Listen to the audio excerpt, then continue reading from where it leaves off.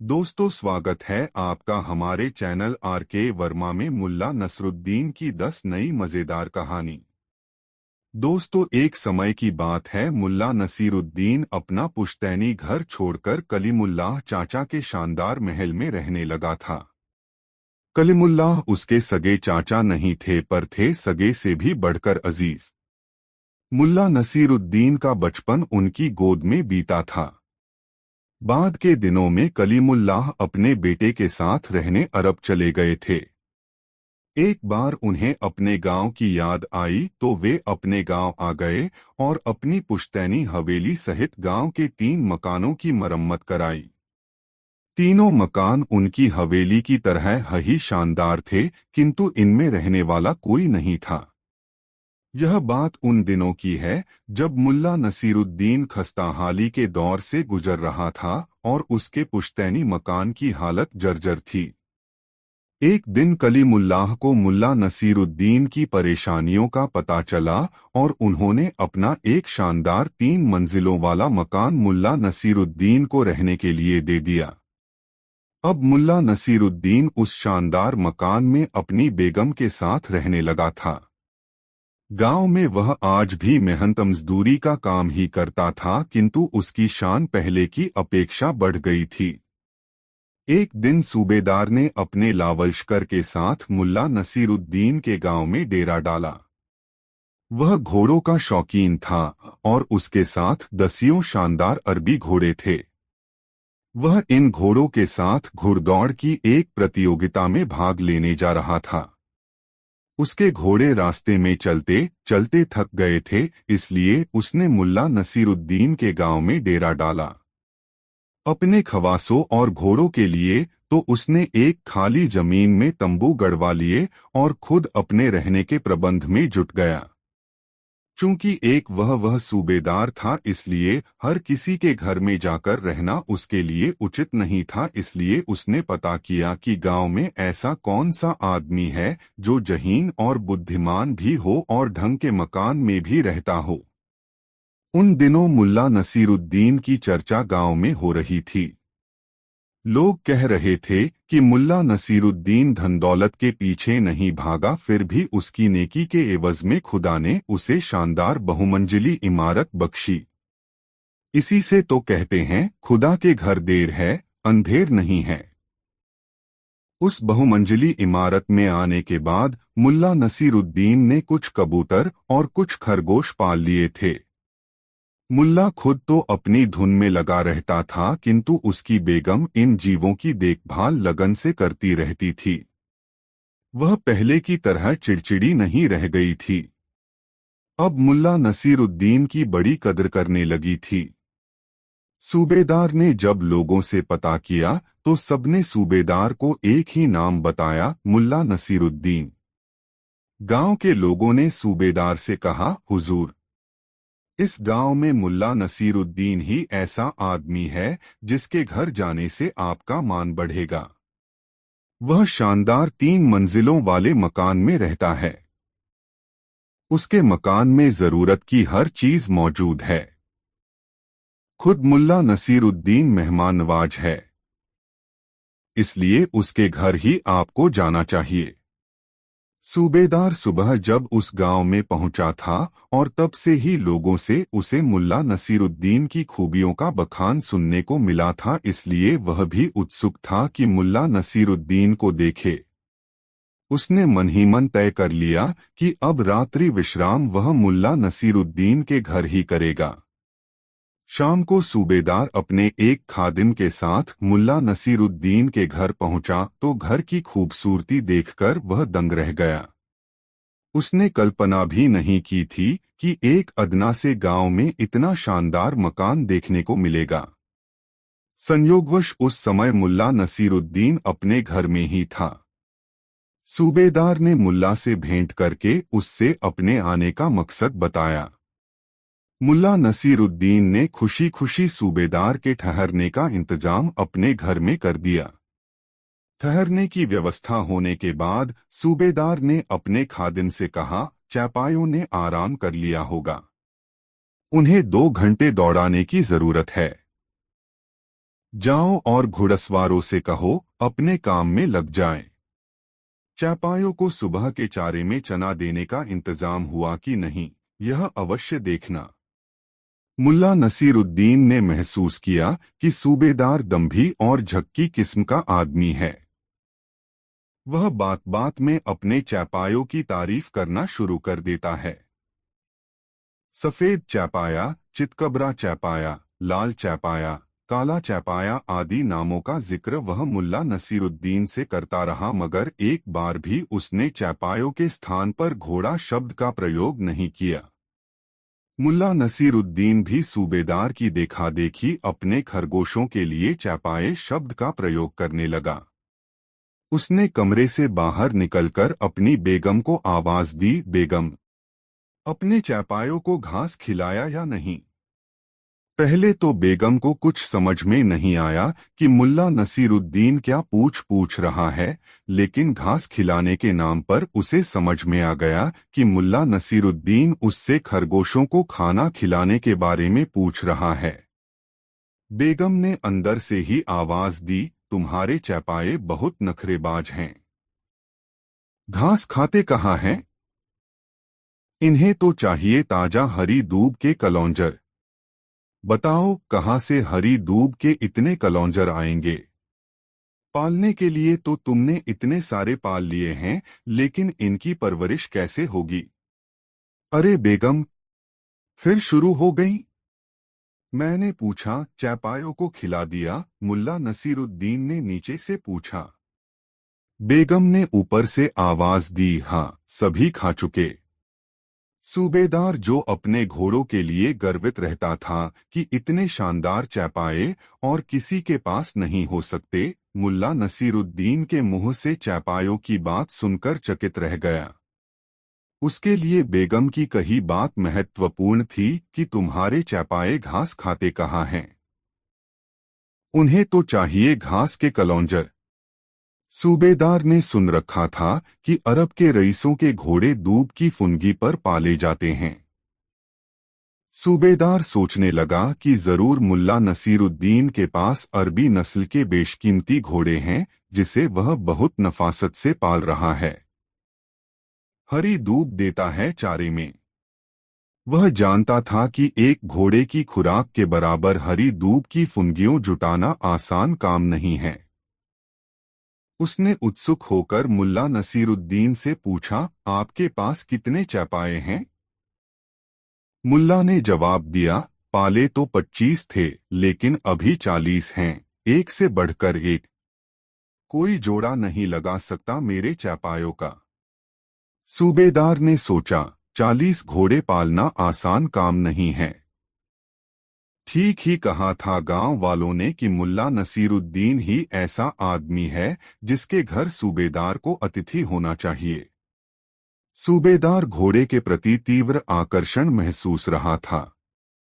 उसने मुल्ला नसीरुद्दीन से कहा, मेरे पास भी शानदार चापाए हैं, लेकिन मैं हमेशा अच्छे चापायों की खोज में रहता हूँ। आप चाहे तो कुछ चापाए मुझे बेच सकते हैं? ठीक है।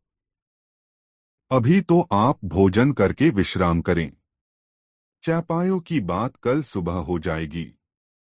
मेरा वादा रहा, अपने 40 में से 10 चुनिंदा चापाया आपको कम मूल्य पर ही सौंप दूंगा।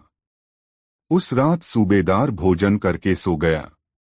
दूसरे दिन सुबह उसने मुल्ला से चापायों की चर्चा छेड़ दी। अभी वे दोनों चापायों की चर्चा कर ही रहे थे कि उस गांव का काजी मुल्ला नसीरुद्दीन से मिलने आ गया। मुल्ला नसीरुद्दीन ने काजी से सूबेदार का परिचय कराते हुए कहा, काजी साहब, अपने ये सूबेदार बड़े नेकदिल इंसान हैं। अपने चापायों का बड़ा ख्याल रखते हैं। ये चाहते हैं कि मेरे 40 चापायों में से कुछ इन्हें किफायती दाम पर दे दूं। मैं भी भला इतने चापाए रखकर क्या करूंगा? हाँ हाँ, क्यों नहीं। सही दाम मिल जाए तो दे दो। काजी ने मुल्ला को सलाह दी और मुल्ला नसीरुद्दीन से दुआ सलाम करके चला गया। इसके बाद सूबेदार ने मुल्ला नसीरुद्दीन से पूछा, आप 10 चापायों का क्या लेंगे?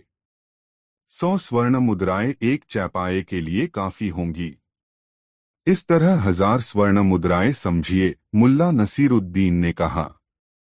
सूबेदार चैपायों के मूल्य सुनकर चकित हो गया। उसने सोचा था कि कम से कम 1000 स्वर्ण मुद्राओं में एक चैपाया मिल जाएगा। उसने तुरंत अपनी थैली से 1000 स्वर्ण मुद्राओं की एक पोटली निकाली और मुल्ला नसीरुद्दीन को देते हुए कहा, तो ठीक है, यह लीजिए 1000 स्वर्ण मुद्राएं और 10 चैपाए मुझे दिलवा दें। मुल्ला नसीरुद्दीन ने 1000 स्वर्ण मुद्राओं की पोटली ली और तुरंत एक बोरे में 10 खूबसूरत खरगोश भरकर ले आया और सूबेदार को बोरा थमाते हुए कहा, देख लीजिए, एक से बढ़कर एक 10 चुनिंदा चैपाए हैं। है बोरे में, जिनका जोड़ा ढूंढने से भी नहीं मिलने वाला। खरगोशों को देखकर सूबेदार मानो आसमान से जमीन पर गिरा। अरे यह क्या? इतना बड़ा धोखा! सौदा तो घोड़ों का हुआ था और तुम दे रहे हो मुझे 10 घोड़ों की जगह 10 खरगोश। सूबेदार गरजा। मुल्ला नसीरुद्दीन ने अदब से झुककर सूबेदार से कहा, हुजूर, आप नाहक नाराज हो रहे हैं। कल से लेकर अब तक हमारी बातचीत में घोड़े का जिक्र तक नहीं आया। बात चैपाए की होती रही। मैं इन खरगोशों को ही चैपाया कहता हूं। अरे तुम झूठे और मक्कार हो। मैं तुम्हें छोड़ूंगा नहीं। काजी के पास ले जाऊंगा यह मामला और तुम्हें मक्कारी की सजा दिलवा कर रहूंगा। सूबेदार ने गुस्से से भरकर मुल्ला नसीरुद्दीन को धमकी दी। मुल्ला नसीरुद्दीन ने फिर अदब से पेश आते हुए कहा, हुजूर, इस गांव का हर आदमी जानता है कि मुल्ला नसीरुद्दीन न तो मक्कार है और न ही कभी झूठ बोलता है। रही बात काजी के पास जाने की, तो चलिए, मैं तैयार हूं काजी के पास चलने के लिए। इस तरह मुल्ला नसीरुद्दीन को लेकर सूबेदार अकड़ता हुआ काजी के पास पहुंचा और अपनी फरियाद रखते हुए काजी से कहा, काजी साहब, कल आपके सामने ही तो मुल्ला नसीरुद्दीन के घोड़ों की खरीद की बात चली थी। मुल्ला मुझे घोड़ों की जगह खरगोश देकर ठग रहा है। सूबेदार की शिकायत सुनकर काजी संजीदा हो गया। उसने तुरंत कहा, गांव का बच्चा बच्चा जानता है और मैं भी जानता हूं कि मुल्ला नसीरुद्दीन के पास घोड़ा नहीं है। जब उसके पास घोड़े नहीं हैं, तब वह आपसे घोड़ों की खरीद बिक्री की बात कैसे कर सकता है? हाँ, वह आपसे चैपायों की बात कर रहा था और खरगोश भी चैपाया ही है। तो क्या 1000 स्वर्ण मुद्राओं में 10 खरगोश ही मिलेंगे?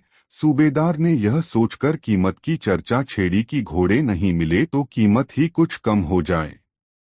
सूबेदार का सवाल सुनकर काजी ठठाकर हंस पड़ा और कहा, जब आपने 10 नस्ली घोड़ों के लिए 1000 स्वर्ण मुद्राएं दी थीं, तब नहीं सोचा था कि इतने में तो एक नस्ली घोड़ा भी नहीं मिलने वाला।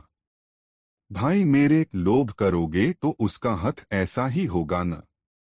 इसमें मुल्ला नसीरुद्दीन का क्या दोष? और काजी ने मुल्ला नसीरुद्दीन को दोष मुक्त कर दिया। मुल्ला नसीरुद्दीन काजी के पास से अपनी दाढ़ी सहलाते हुए अपने घर की तरफ चल पड़ा और सूबेदार उसे लंबे डग भरकर जाते हुए देखता रह गया। दोस्तों, यह कहानी कैसी लगी कमेंट बॉक्स में जरूर बताएं। दो बर्तन का मातम बहुत मजेदार कहानी। मुल्ला नसीरुद्दीन का पड़ोसी खतीबुद्दीन इन दिनों बहुत खुश था। उसने आलू की फसल को कीड़ों से बचाने के लिए एक कामयाब नुस्खा ईजाद किया था। सुल्तान ने उसके नुस्खे की कामयाबी पर उसे 100 अशर्फियां इनाम में दी थीं। 100 अशर्फियों की चर्चा पूरे गांव में फैल गई। खबर मुल्ला नसीरुद्दीन तक भी पहुंची। मुल्ला नसीरुद्दीन जानता था कि खतीबुद्दीन बचपन से ही धनी रहा है। किसी काम में लगता तो उसे अंजाम तक पहुंचाकर ही थमता। मदरसे के दिनों में लड़कों की भीड़ में वह अलग सा दिखता था। खिलंदरपन उसमें बिल्कुल न था। हाँ, अपने को अन्य लड़कों से अलग और उनसे श्रेष्ठ प्रमाणित करने में वह जरूर लगा रहता था। सबसे पहले सबक बनाकर मौलवी साहब को दिखाकर वह वाहवाही लूटता और फिर गुरूर से गर्दन तानकर कक्षा में बैठे बाकी लड़कों को कुछ इस तरह देखता मानो कह रहा हो, देखा कैसे पढ़ाई की जाती है। चूंकि मुल्ला नसीरुद्दीन बचपन से सादगीपसंद सरल इंसान था, इसलिए अपनी मेधा के घमंड में रहने वाले खतीबुद्दीन से उसकी कभी निकटता नहीं हो सकी। बेशक उनके बीच अच्छे पड़ोसियों जैसा व्यवहार था। दुआ सलाम भी होती रहती थी। ईद बकरीद पर गले मिलने एक दूसरे के घर आना जाना था। अर्थ यह कि लोक व्यवहार की चलताऊ बातों से उन लोगों को कोई गुरेज नहीं था, लेकिन मुल्ला नसीरुद्दीन प्रायः खतीबुद्दीन के घमंडी व्यवहार के कारण उससे दूरी बनाकर रहता था। गांव में मुल्ला नसीरुद्दीन की स्थिति हर दिलजीज जैसी हो गई थी, जिसके कारण रोज उसके संबंध में एक नया किस्सा चर्चा में आ जाता था। खतीबुद्दीन को मुल्ला नसीरुद्दीन के बारे में जब कभी भी कोई बात सुनने को मिलती तो वह मन ही मन चिढ़ जाता। उसके मन में प्रतिक्रिया होती क्या है, यह मुल्ला नसीरुद्दीन की लोग उसकी भोंडी हरकतों को भी कारनामा मान लेते हैं। यह तो कमअक्ली है कि किसी की बेवकूफ़ी भरी हरकत को चटखारे ले लेकर प्रचारित किया जाए, मगर उसकी यह निजी प्रतिक्रिया जाहिर नहीं हो पाती। हाँ, तो सुल्तान से 100 अशरफियों का इनाम मिलने के बाद स्वाभाविक ही था कि खतीबुद्दीन की गर्दन गर्व से तन गई थी।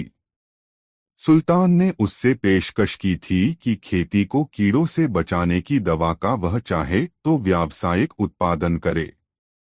इसके लिए राज्य से उसे आर्थिक मदद मिल जाएगी, लेकिन मुनाफे की 50% रकम उसे राजकोष में जमा कराना होगा। सुल्तान के इस प्रस्ताव पर खतीबुद्दीन गंभीरतापूर्वक विचार कर रहा था। एक दिन मुल्ला नसीरुद्दीन सुबह की सैर से लौट रहा था। रास्ते में उसे एक घुड़सवार मिला। घुड़सवार ने उससे वैज्ञानिक खतीबुद्दीन का पता पूछा। मुल्ला नसीरुद्दीन को समझते देर नहीं लगी कि यह घुड़सवार कोई साधारण आदमी नहीं है। यह जरूर सुल्तान का भेजा हुआ कोई खास आदमी है और किसी खास मकसद से खतीबुद्दीन के पास भेजा गया है। मुल्ला नसीरुद्दीन ने उस घुड़सवार को खतीबुद्दीन का घर दिखा दिया और उसके बाद अपने घर चला आया। इस घटना के हफ्ते भर बाद मुल्ला नसीरुद्दीन जब सुबह की सैर से लौट रहा था, तब उसे कुछ लोग फिर मिले जो वैज्ञानिक खतीबुद्दीन का पता जानना चाह रहे थे। मुल्ला नसीरुद्दीन ने उन लोगों को भी खतीबुद्दीन का घर दिखा दिया, लेकिन उस दिन मुल्ला नसीरुद्दीन के मन में जिज्ञासा पनपी कि आखिर बात क्या है। लगातार खतीबुद्दीन को खोजने लोग आ रहे हैं और लोग उसका नाम बड़े सम्मान से वैज्ञानिक खतीबुद्दीन पूछते हैं। बात तो कुछ है। खतीबुद्दीन को सुल्तान ने शायद वैज्ञानिक का दर्जा दे दिया है। पता नहीं क्या।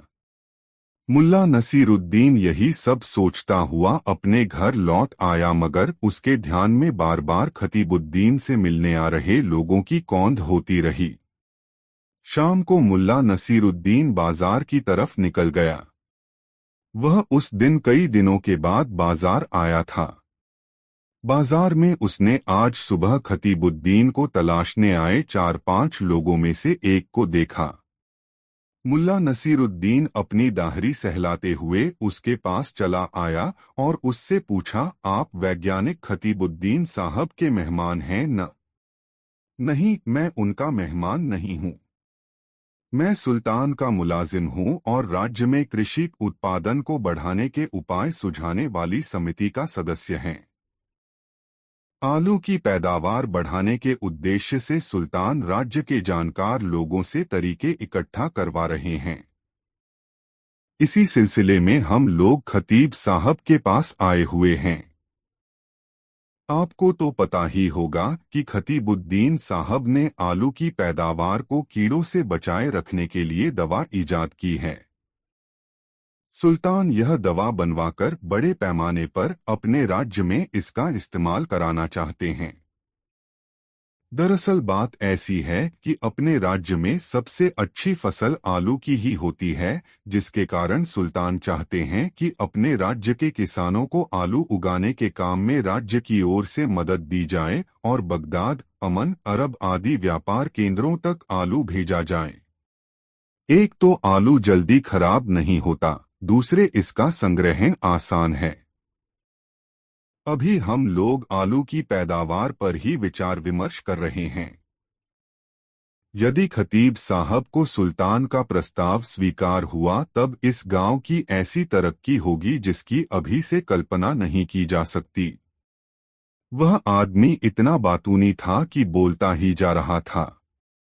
मुल्ला नसीरुद्दीन जो जानना चाह रहा था वह जान चुका था, इसलिए उसने उसे बीच में ही टोकते हुए कहा, आप यहाँ हैं और खतीब साहब के यहाँ विचार विमर्श के लिए आपकी कमी खटक रही होगी। जी हाँ, अच्छा याद दिलाया आपने। मैं चलता हूँ, यहाँ रहा तो फिर मुलाकात होगी। कहता हुआ वह आदमी वहां से चला गया। मुल्ला नसीरुद्दीन को जो जानना था जान चुका था। अब उसे इस मामले में कोई दिलचस्पी नहीं थी। स्वयं मुल्ला खेती तो करता नहीं था कि सोचे आलू लगाना फायदेमंद है या गोभी उगाना, धान की फसल उगाई जाए या गन्ने की। यदि खतीबुद्दीन से मिलने आने वाले लोग बाहरी नहीं प्रतीत होते तो उसमें यह उत्सुकता भी नहीं जगती कि वे कौन हैं और क्यों आए हैं। इस घटना के हफ्ता 10 दिनों के बाद मुल्ला नसीरुद्दीन ने सुना, वैज्ञानिक खतीबुद्दीन के घर दावत है। सुल्तान के करीबी विद्वान इस दावत में आएंगे। मुल्ला नसीरुद्दीन समझ गया कि वैज्ञानिक खतीबुद्दीन आलू की पैदावार बढ़ाने के सुल्तानी मंसूबे को कामयाब बनाने में लग चुका है। चूंकि मुल्ला नसीरुद्दीन को खतीबुद्दीन से कोई रंजिश नहीं थी, इसलिए इस निष्कर्ष पर पहुंचकर उसे अच्छा ही लगा। दावत वाले दिन सुबह सुबह खतीबुद्दीन खुद मुल्ला नसीरुद्दीन के पास आया और दावत खाने आने का निमंत्रण दिया। फिर झेंपते हुए उससे दावत में इस्तेमाल हो सकने लायक बर्तन मांगे। मुल्ला नसीरुद्दीन ने तुरंत संदूक खोलकर खतीबुद्दीन को दावत में इस्तेमाल हो सकने लायक बर्तन निकाल कर दे दिए। वाह, बहुत खूबसूरत और बेशकीमती बर्तन हैं। दावत के बाद मैं खुद ये बर्तन पहुंचा जाऊंगा। कीमती बर्तन हैं, इनका ख्याल रखना जरूरी है, खतीबुद्दीन ने कहा और फिर से मुल्ला नसीरुद्दीन से दावत में आने की इल्तिजा करके वहां से चला गया। मुल्ला नसीरुद्दीन दावत में गया। वहां उसने खतीबुद्दीन की उपलब्धियों के लिए उसे बधाई दी। फिर खा पी कर लौट आया। दूसरे दिन खतीबुद्दीन स्वयं उसका बर्तन लेकर उसके घर आया। जब मुल्ला नसीरुद्दीन अपने बर्तन संदूक में रखने लगा तो पाया कि एक छोटा थाल अतिरिक्त आ गया है। उसने उलट पलट कर देखा, तय किया कि यह थाल उसका नहीं हो सकता। वह थाल लेकर खतीबुद्दीन के पास आया और कहा, खतीब, यह थाल मेरी नहीं है। अरे यार मुल्ला नसीरुद्दीन, तुम कब समझदार बनोगे? यह थाल आखिर एक वैज्ञानिक के घर से आया है, तुम्हारा होकर तो तुम्हारा है। दरअसल यह तुम्हारे बड़े थाल का बच्चा है। कल रात ही दावत के बाद तुम्हारे बड़े थाल को प्रसव हुआ था। ऐसा कहकर खतीबुद्दीन हंसने लगा। हो मुल्ला नसीरुद्दीन ने कुछ नहीं कहा और उस थाल को अपने संदूक में रख लिया। दूसरे दिन मुल्ला नसीरुद्दीन खतीबुद्दीन के घर गया और रोज काम आने वाले कुछ बर्तन मांग लाया। फिर मुल्ला कभी वह बर्तन लौटाने खतीबुद्दीन के पास नहीं गया। सुल्तान के सहयोग से खतीबुद्दीन का दवा बनाने का कारखाना लगने वाला था। इस खुशी में उसके घर दावत थी। दावत में बर्तन की जरूरत थी, इसलिए वह बर्तन मांगने मुल्ला नसीरुद्दीन के पास आया। मुल्ला नसीरुद्दीन ने जब बर्तन की मांग सुनी तो खतीबुद्दीन की तरफ हताश नजरों से देखा और बोला, हाँ बर्तन, ओ बर्तन, अरे बर्तन, और फिर खामोश हो गया। थोड़ी देर दोनों के बीच चुप्पी बनी रही। खतीबुद्दीन ने देखा कि मुल्ला नसीरुद्दीन न अपनी जगह से हिल रहा है और न कुछ बोल रहा है। तब उसने फिर से अपनी बात दोहराई, मुल्ला नसीरुद्दीन, कुछ दिन पहले आप मेरे घर से रोजमर्रे में काम आने वाले कुछ बर्तन मांगकर लाए थे। वे बर्तन आज भी आपके पास ही हैं।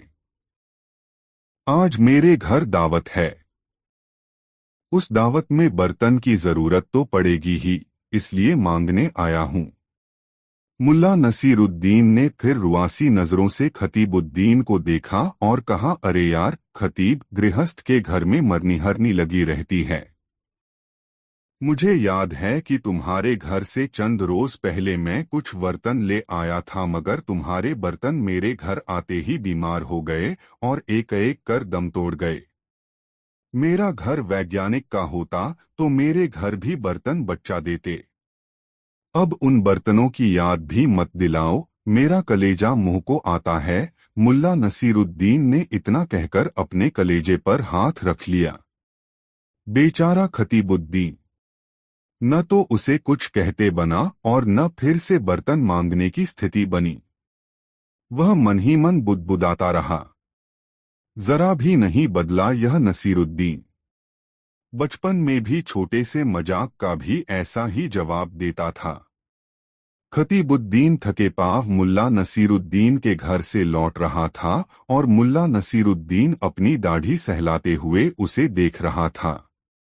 दोस्तों, यह वीडियो अपने मित्रों को जरूर शेयर करें। 3 फसल का बंटवारा बहुत मजेदार कहानी। अजमल खां बुखारा के सूबेदार का मुहलगा रयत था। चापलूसी करने में उसका कोई सानी नहीं था। सूबेदार की हाँ में हाँ मिलाने वालों में उसका स्थान अव्वल था।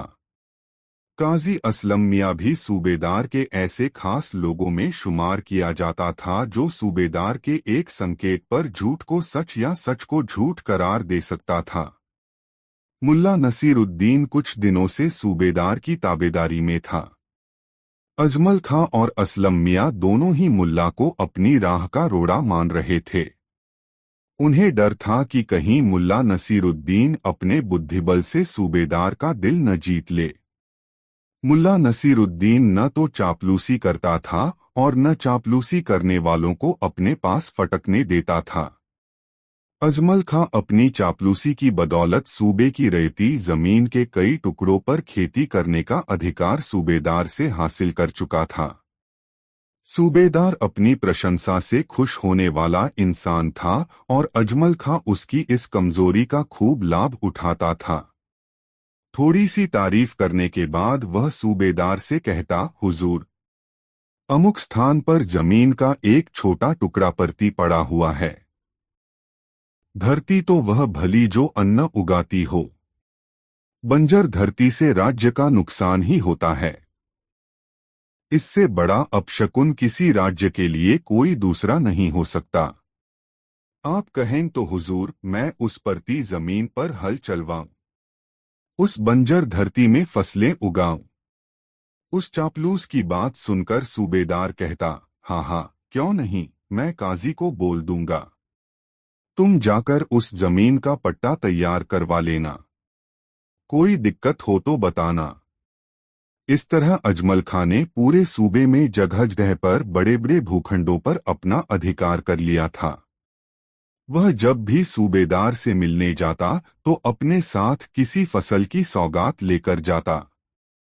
कहता, सूबेदार साहब, आपने अमुक चीज तो हजारों बार खाई होगी, मगर मैं जो लेकर आया हूँ, खाकर देखिए, ऐसा स्वाद आपने पहले नहीं चखा होगा। सूबेदार उसकी सौगातों से खुश होता। मुल्ला नसीरुद्दीन को सूबेदार की ताबेदारी में लगे कुछ दिन ही हुए थे, मगर उसने यह समझ लिया था कि अजमल खां की ताकत उसकी चापलूसी में है और यह सूबेदार चापलूसी पसंद आदमी है। चापलूसों की इच्छा पूर्ति के लिए वह काजी को विवश भी कर देता है तथा नैतिक दृष्टि से काजी एक भ्रष्ट व्यक्ति है जो सामान्यतः निजी लाभ के लिए कानून और नियमों की अनदेखी कर देता है। मुल्ला नसीरुद्दीन को आदमी की अच्छी परख थी। सूबेदार और उसके आसपास रहने वाले लोगों को वह अच्छी तरह से समझ चुका था। बावजूद इसके वह अपने काम में इस तरह लगा रहता था कि जैसे कुछ जानता ही न हो। ईद का त्योहार था। पूरे बुखारा में जश्न का माहौल था। सूबेदार के महल को अच्छी तरह से सजाया गया था। मुल्ला नसीरुद्दीन से सुबह ही सूबेदार ने चुहल करते हुए कहा था, मुल्ला, तुम्हारी दाढ़ी से तो ऐसा गुमा होता है कि तुम एक समझदार इंसान हो, मगर तुम्हारा चुप चुप और गुमसुम रहना यह बताता है कि तुम्हारा दिमाग काम नहीं करता। अरे, तुम बुखारा के सूबेदार के खास ताबेदार हो। तुम अगर अक्ल से काम लो तो तुम्हारी भी दिन दूनी रात चौगुनी तरक्की हो सकती है। अपने अजमल खां को ही देखो, लोग उसे अब खां साहब कह के बुलाते हैं। मुल्ला नसीरुद्दीन ने सूबेदार से आहिस्ते से कहा, हुजूर, मैं ऐसा ही ठीक हूँ। आपकी ताबेदारी में वक्त गुजर जाता है और परिवार के भरण पोषण के लिए रोटी मिल जाती है, इससे ज्यादा क्या चाहिए। आपके सूबे में पुश्तैनी जमीन का एक टुकड़ा है जिसमें 3 फसलें साल में काटता हूँ। खाने पीने के लिए इतना ही बहुत है। मुल्ला नसीरुद्दीन की बात सुनकर सूबेदार क्षुब्ध हुआ। वह चाहता था कि मुल्ला भी अजमल खां और असलम मियां की तरह उल्टे सीधे काम कर उसकी जेब भरे, मगर मुल्ला नसीरुद्दीन तो अपनी ही मिट्टी का बना था। उसे सूबेदार की परवाह कहाँ थी। ऐसे लोग जो अपनी मेहनत की कमाई से संतुष्ट हो जाते हैं, उन्हें आने वाले कल की न तो चिंता होती है और न ही किसी की परवाह। मुल्ला नसीरुद्दीन भी ऐसा ही था। यह है, ऐन ईद की सुबह मुल्ला के जवाब से सूबेदार क्षुब्ध हो उठा था। उसने मन ही मन फैसला किया कि मुल्ला नसीरुद्दीन को वह अपनी चालों से अजमल खां और असलम मियां जैसा हामेहा मिलाने वाला ताबेदार बनाकर रहेगा, भले ही इसके लिए उसे मुल्ला को तंग ही क्यों न करना पड़े। शाम को सूबेदार के महल में ईद का जश्न मनाया जा रहा था। मुल्ला नसीरुद्दीन ताबेदारी में लगा था। असलम मियां और अजमल खां दोनों ही सूबेदार के खास मेहमान की हैसियत से उस जश्न में शामिल हुए। मुल्ला नसीरुद्दीन उन्हें सेवैया परोसता रहा। जब सारे मेहमान लौट गए तब सूबेदार ने मुल्ला नसीरुद्दीन से कहा, देखा मुल्ला, अजमल खां और असलम मियां की आज कैसी वाहवाही हो रही थी। यह वाहवाही उन्हें मेरी निकटता की वजह से हासिल हुई है। तुम भी अक्ल से काम लो तो।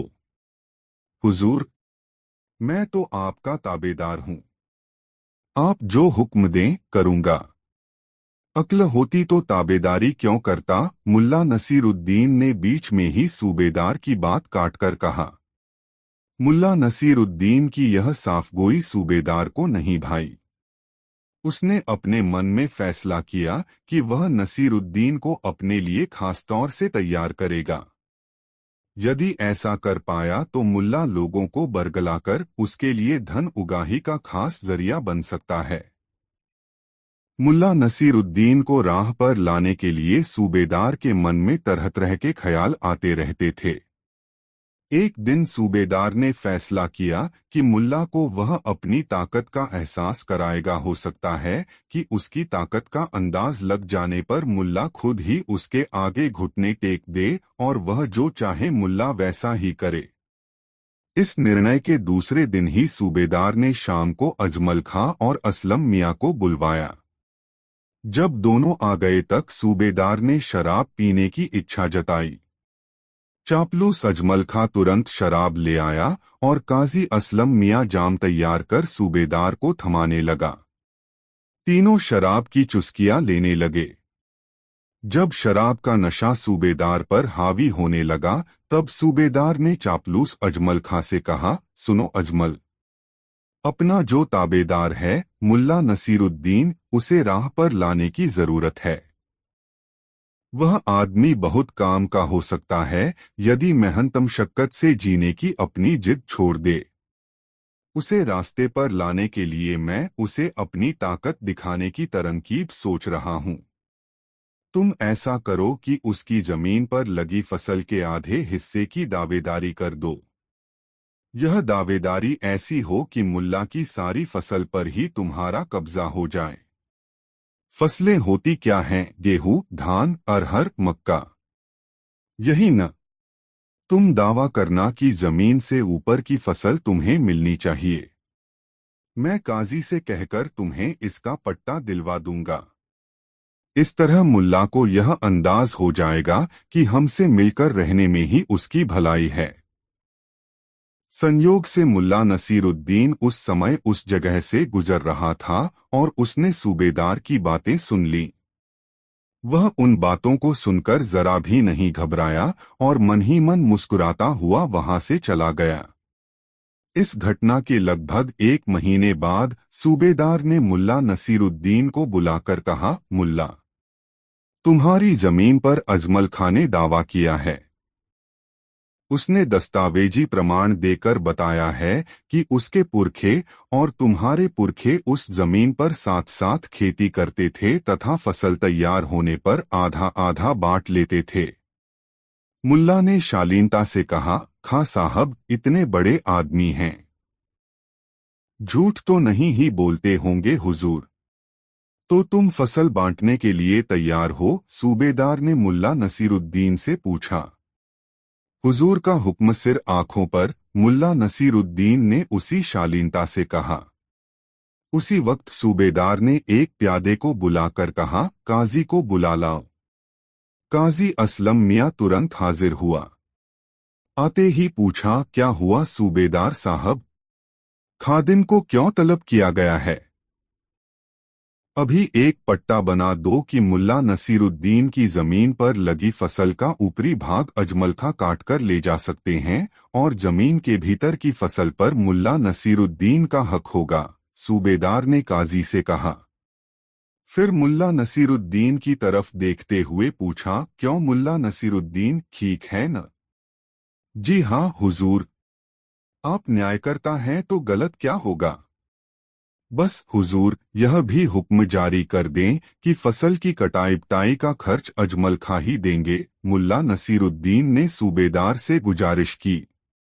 हाँ हाँ, क्यों नहीं, इतना तो अजमल खां को करना ही चाहिए, सूबेदार ने कहा और काजी की तरफ मुखातिब होकर आदेश दिया। हाँ, उस पट्टे में यह बात साफ तौर पर लिखी जानी चाहिए कि फसल की कटाई और बटाई का खर्च अजमल खां को ही भरना पड़ेगा। काजी वहां से सूबेदार को सलाम करता हुआ चला गया। मुल्ला नसीरुद्दीन निश्चिंत भाव से अपने काम में लग गया, जैसे कुछ हुआ ही न हो, और सूबेदार परेशान हो उठा कि आखिर मुल्ला नसीरुद्दीन है किस मिट्टी का बना कि पूरी फसल काट लिए जाने के फरमान के बाद भी शांत है, जैसे कुछ हुआ ही न हो। दूसरे दिन ही अजमल खां को काजी ने पट्टा थमा दिया। पट्टा लेकर अजमल खां जब मुल्ला नसीरुद्दीन के खेत पर गया, तब उसके पास सिर पीट लेने के अलावा कोई चारा नहीं था, क्योंकि खेत में आलू की क्यारियां थीं। अब पट्टे के मुताबिक आलू का पौधा अजमल खां को मिलना था और आलू मुल्ला नसीरुद्दीन को। आलू की कोड़ाई का सारा खर्च अजमल खां को पट्टे के मुताबिक भरना पड़ा और आलू का पौधा खेत से उठाकर लेने जाना पड़ा। मुल्ला नसीरुद्दीन खुश था कि बिना खर्च किए उसके आलू खेत से घर पहुंच गए और खेत की सफाई भी हो गई। इस घटना से सूबेदार, अजमल खां और असलम मियां का मुंह लटक गया। उनकी चाल उल्टी पड़ी। गम गलत करने के लिए तीनों शराब पीने बैठे गए। सूबेदार पर जब नशा हावी होने लगा, तब उसने अजमल खां से कहा, तुम्हारी मेहनत और पैसा दोनों पानी में गया, पर तुम चिंता मत करो, तुम्हारे इस नुकसान की भरपाई मैं कराऊंगा। अजमल, इस बार काजी से कहकर तुम्हारे लिए मुल्ला नसीरुद्दीन की खेत से जमीन के नीचे की फसल लेने का पट्टा बनवा देता हूं। तुम्हारे घाटे की इससे भरपाई हो जाएगी।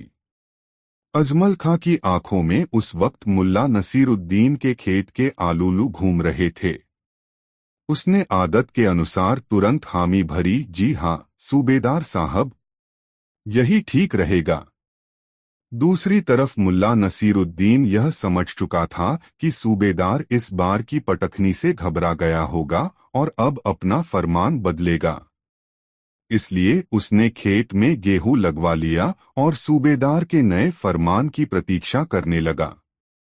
संभावना के अनुरूप ही सूबेदार ने अजमल खां को इस बार मुल्ला नसीरुद्दीन की खेत से जमीन के नीचे की फसल ले जाने का पट्टा जारी करवाया था, बशर्ते कि वह फसल की कटाई व बटाई का खर्च अदा करे। मुल्ला नसीरुद्दीन के खेत में गेहूं की फसल तैयार हो चुकी थी। अजमल खां उसके पास वह पट्टा लेकर आया तो मुल्ला नसीरुद्दीन राजी खुशी से उसके साथ अपने खेत पर चला गया। अजमल खां अपने साथ खेतिहर मजदूरों की फौज लेकर गया था। मुल्ला नसीरुद्दीन के खेत में गेहूं की लहलहाती फसल देखकर उसके होश फाख्ता हो गए। आनन फानन में मजदूरों ने गेहूं की फसल काट डाली। शर्त के मुताबिक जमीन के ऊपर की फसल मुल्ला नसीरुद्दीन के हिस्से में आई और जमीन कोड़कर गेहूं की जड़ एक जगह पर जमा कर दी गई, जिस पर पट्टे के मुताबिक अजमल खां का हक बनता था। अजमल खां की जब चेतना लौटी तब वह भागा भागा सूबेदार के पास गया और सूबेदार से सारा हाल कह सुनाया। सूबेदार के भी होश फाख्ता हो गए। उसने सोचा, गजब का तेज दिमाग आदमी है यह मुल्ला नसीरुद्दीन भी। उसने अजमल खां से कहा, घबराओ नहीं, तुम्हारे नुकसान की भरपाई मैं अवश्य कराऊंगा। अजमल खां ने सूबेदार के सामने हाथ जोड़ लिए और कहा, अब बस भी कीजिए सूबेदार साहब, उस आदमी को वैसा ही रहने दीजिए जैसा वह है। दो बड़ी चोटें खाने के बाद भी यदि हम वैसा ही कुछ करेंगे तो यह बुद्धिमानी नहीं होगी बल्कि आबैल मुझे मार जैसा न्योता देना होगा। सूबेदार को भी अजमल खां की बात जैठ गई और उसने थके स्वर में कहा, ठीक है, जैसा तुम चाहो। फिर दोनों ने दो चार जाम पीकर अपना गम गलत किया। दूसरे दिन मुल्ला नसीरुद्दीन दाढ़ी सहलाता हुआ सूबेदार की ताबेदारी में फिर हाजिर हुआ, जैसे कुछ हुआ ही न हो। दोस्तों, यह कहानी आपको कैसी लगी कमेंट में जरूर बताएं। चार दोस्तों मुल्ला नसीरुद्दीन अपनी बेगम के साथ अपने पुश्तैनी मकान में रहता था। मकान बहुत पुराना था और जीर्ण अवस्था में पहुंच चुका था। बरसात के दिन थे। आसमान में बादल छाए हुए थे। हल्की बूंदाबांदी हो रही थी। बुजुर्गों का अनुमान था कि कभी भी घनघोर वर्षा हो सकती है। बारिश के दिनों में मुल्ला नसीरुद्दीन की पत्नी परेशान रहा करती थी। छत से रिसाव होता रहता था। घर की चीजें बारिश के पानी से गीली होकर खराब होने लगती थीं। वह हर बरसात में मुल्ला नसीरुद्दीन को मकान की मरम्मत कराने के लिए कहती, मगर मुल्ला नसीरुद्दीन की कमाई इतनी नहीं थी कि वह अपने मकान की मरम्मत करा सके। इधर छत के रिसाव को लेकर मुल्ला और उसकी पत्नी के बीच रोज चकचक हो रही थी। जितनी जोर से वर्षा होती उतनी जोर से मुल्ला की पत्नी चीखती चिल्लाती। आज सुबह साइबान में उसका पाँव फिसल गया, तब उसने मुल्ला नसीरुद्दीन को खपती और निठल्ला कहकर कोसा। मुल्ला नसीरुद्दीन के लिए खपती और निठल्ला संबोधन असह्य हो गया और वह बारिश की परवाह किए बगैर अपने घर से बाहर निकल गया। बहुत देर तक मुल्ला नसीरुद्दीन गांव की गलियों में बेचैन सा घूमता रहा। गांव के एक कोने में उसने एक मकान बनता देखा तो यह जानने के लिए उत्सुक हो उठा कि आखिर एक मकान बनाने के लिए कितने पैसों की जरूरत होगी। वह मन ही मन कुछ सोचता हुआ निर्माण स्थल के पास चला आया। उस समय भी हल्की बारिश हो रही थी। मुल्ला नसीरुद्दीन पानी से तरबतर हो रहा था। मुल्ला निर्माणाधीन मकान के अहाते में घुस आया और छज्जे के नीचे आकर खड़ा हो गया, मानो वह पानी से बचने के लिए वहां आ गया हो। थोड़ी देर के बाद उसे पीछे से किसी ने टोका, तुम मुल्ला नसीरुद्दीन हो न? मुल्ला नसीरुद्दीन पीछे से आई आवाज सुनकर बैंक गया और पीछे मुड़कर देखा। उसकी आंखों के सामने एक संभ्रांत वृद्ध मुस्कुराता हुआ खड़ा था। उसकी सफेद शफ्फाफ दाढ़ी में अजीब सी चमक थी। बाल भी सफेद थे और भौहें भी सफेद थीं। वह चमकीला सफेद रेशमी लिबास पहने हुए था। मुल्ला नसीरुद्दीन ने गौर किया तो उसे उस वृद्ध की मुस्कान जानी पहचानी लगी। ज़ेहन पर जोर देने पर उसके मुंह से बेसाख्ता निकला, अरे आप कलीमुल्लाह चाचा। बूढ़े ने हंसते हुए हाँ की मुद्रा में गर्दन हिलाई और अपनी बाहें फैला दी। मुल्ला नसीरुद्दीन भी दौड़कर उस वृद्ध से लिपट गया। यह इत्तफाक मुल्ला नसीरुद्दीन और कलीमुल्लाह दोनों के लिए सुखद था। कलीमुल्लाह उसके पिता के मित्र थे। जिस साल उसके पिता का निधन हुआ था उसी साल कलीमुल्लाह अपने बेटे के पास अरब चले गए थे। उनका इकलौता बेटा अरब में जाकर बस गया था और वहीं लकड़ियों के कारोबार में लगा हुआ था। कलीमुल्लाह के साथ उनकी बेगम भी अरब चली गई थीं। इस गांव में उनकी इफरात संपत्ति लावारिश पड़ी थी। 3 साल पहले कहीं से मुल्ला नसीरुद्दीन को खबर मिली कि कलीमुल्लाह चाचा की बेगम का निधन हो गया है। उस दिन वह बहुत उदास हो गया था। वह कलीमुल्लाह साहब की बेगम को चाची जान कहा करता था। वे उसको बहुत प्यार करती थी। अपने बेटे और उसमें वे कोई फर्क नहीं करती थीं।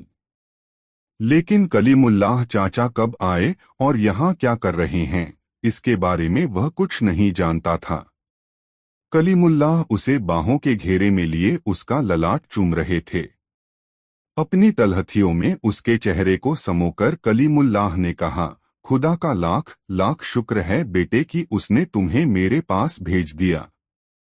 तुमसे मुलाकात करने की ख्वाहिश थी मगर आते ही अपने तीनों मकानों को दुरुस्त कराने में लग गया। रहने वाला कोई नहीं, मगर क्या करूं, बाप दादाओं की अर्जित संपत्ति को बर्बाद होता भी तो नहीं देख सकता। और यह काम ऐसा है कि अपनी नजर के सामने कराई जाए तो उसकी बात ही कुछ और होती है। अब इसी मकान को देखो, 3 महीने में बनकर तैयार हो गया। बस रंगरोगन का काम बचा है। आज बारिश नहीं हो रही होती तो आज ही रंगरोगन का काम हो जाता। एक साथ 25-30 मजदूर खट रहे हैं। सारी सामग्री मौजूद है। अब जिस दिन बारिश थमेगी उस दिन यह काम भी पूरा हो जाएगा। मैं रहूंगा तो वहीं अपनी पुरानी हवेली में। यह मकान खाली पड़ा रहेगा। कभी कोई आगंतुक आ गया तो उसे यहाँ ठहरा दिया करूंगा। कलीमुल्लाह बोल रहे थे। मुल्ला नसीरुद्दीन उनकी बाहों में लिपटा उनकी बातें सुन रहा था। उसे अपने अब्बू की याद आ रही थी। तभी कलीमुल्लाह ने पूछा, अच्छा बेटे मुझे बताओ, तुम यहाँ क्या कर रहे थे? कुछ परेशान से भी दिख रहे हो। बताओ क्या बात है? मुल्ला नसीरुद्दीन ने मासूमियत से अपनी बेगम की नाराजगी और पुश्तैनी मकान की बदहाली का जिक्र करते हुए कहा, जब बेगम का बोलना बंद नहीं हुआ तब सुकून के लिए मैं खुद निकल गया और बेख्याली में चलता रहा। जब इस नए मकान पर मेरी नजर पड़ी तो मैं यहाँ के मिस्त्री से यह जानने के ख्याल से अहाते में आ गया कि एक साधारण मकान बनाने में कितना खर्चा आएगा।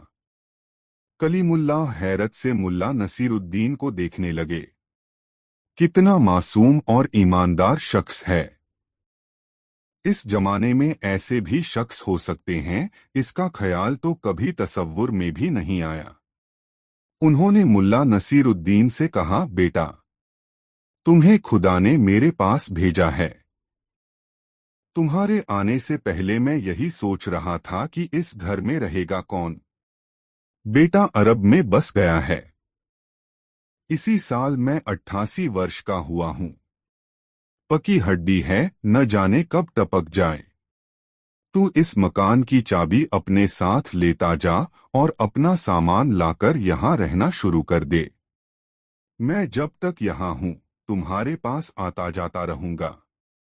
मुल्ला नसीरुद्दीन ने जब आनाकानी शुरू की तो कलीमुल्लाह ने उसे डांट दिया। इस डांट में अपनापन था, प्यार था, लगाव था।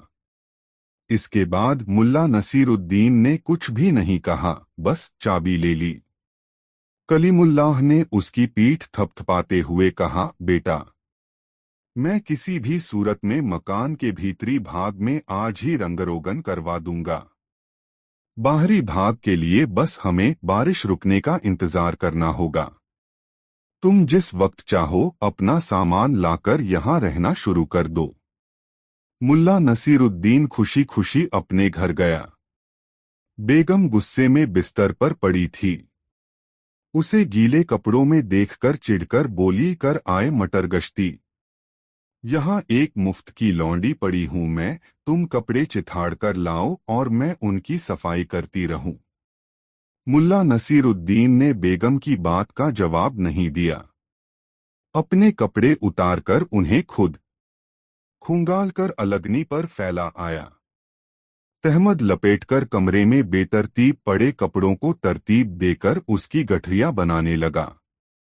मुल्ला नसीरुद्दीन की इन हरकतों को उसकी बेगम कुछ देर तो हैरत से देखती रही, फिर उसके सब्र का बांध टूट गया। उसने रुआसे स्वर में पूछा, आखिर तुम कर क्या रहे हो? मुल्ला नसीरुद्दीन ने बहुत शांत लहजे में कहा, अपने नए घर में जाने की तैयारी। अपना नया घर? हैरत में पड़ी बेगम ने मुल्ला से पूछा, मानो उसने जो सुना हो उस पर उसे विश्वास नहीं हो रहा हो। हाँ बेगम, अपना नया घर? इस बार मुल्ला नसीरुद्दीन की आवाज में शोखी थी। उसने कलीमुल्लाह चाचा से मुलाकात का सारा वाकया अपनी बेगम को कह सुनाया और अपनी जेब से मकान की चाबी निकालकर दिखाई। अब बेगम के पास संदेह करने का कोई कारण नहीं रहा। दोनों मियां बीवी लग गए घर का असबाब जुटाने में। पूरा दिन निकल गया, लेकिन घर का सारा सामान तरतीब के साथ सजा सवार कर बांध लिया गया। एक दो तश्तरियां बाहर रख ली गई भोजन करने के लिए। मुल्ला नसीरुद्दीन ने बरसों बाद अपनी बेगम के चेहरे पर आत्मविश्वास की चमक देखी। घर का सामान बांधने का काम जब पूरा हो गया तब बेगम ने मुल्ला नसीरुद्दीन से पूछा, वह घर कैसा है? कितना बड़ा है? मुल्ला नसीरुद्दीन ने हंसकर कहा, महल जैसा होता है वैसा है। चाचा ने हर कमरे में जरूरत के मुताबिक फर्नीचर भी लगवाए हैं। समझो कि अलग से कुछ भी नहीं लेना है। मैं तो उस घर को सजाकर रखूंगी, कल्पना में डूबती सी उसकी बेगम बोली। ठीक है, जैसे रखना है वैसे रखना, मगर अभी यह सोचो कि सामान तो हमने बांध लिया है। आखिर यह सामान जाएगा कैसे? मुल्ला नसीरुद्दीन ने पूछा। क्यों, सामान ले जाने में क्या दिक्कत है? बेगम ने पूछा। दिक्कत ही दिक्कत है बेगम। आखिर सामान ले जाने वाले को कुछ मजदूरी तो देनी पड़ेगी। जेब में तो एक धेला भी नहीं है। खैर, कल दिन साफ रहा, बारिश नहीं हुई तब बाजार में जाकर किसी से कुछ काम मांग लूंगा। और इसके बाद दोनों मियां बीवी भोजन करके सो गए। मध्य रात्रि के बाद कुछ खटपट की आवाज से मुल्ला नसीरुद्दीन की नींद खुल गई। उसने बिस्तर पर पड़े पड़े देखा कि 4-5 आदमी घर में बांधकर रखे गए सामानों के गट्ठरों को उठाकर बाहर ले गए और उसी सड़क पर जाने लगे जिसके अंत में कलीमुल्लाह चाचा का वह निर्माणाधीन मकान था। चोर इत्मीनान से सिर पर गट्ठर उठाए तेज गति से बढ़े जा रहे थे।